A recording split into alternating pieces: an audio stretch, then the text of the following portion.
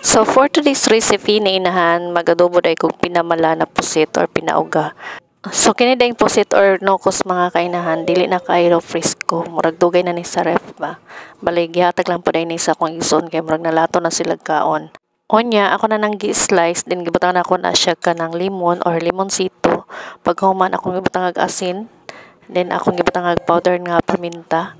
Onya, ako na siyang giluto sa sarili niyang kanang tubig, kay magtubig man dyan yung nukos mga kainahan.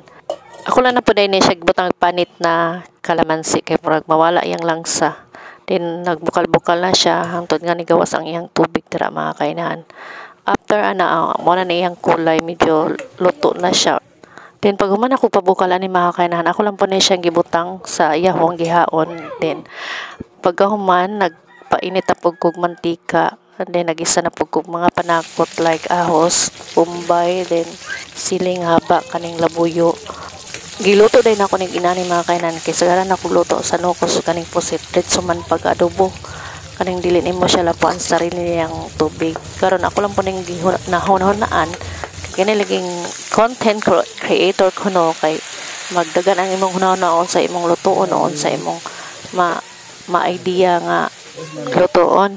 So sa mga kainan ako mapulaan po ko kani usay mata abtan jud katapol ay kung sa lang to maluto mura to kung video or ma-picture mora to.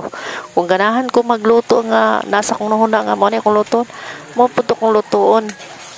Balik data sa akong giluto mga kainan. Kini day akong gigisa or timpla mga kainahan. Toyo lang o kaning oyster sauce. Ako lang po naggibutangan og 2 ka pieces na kalamansi para pang paaslom or pangpawala sa langsa mga kainahan.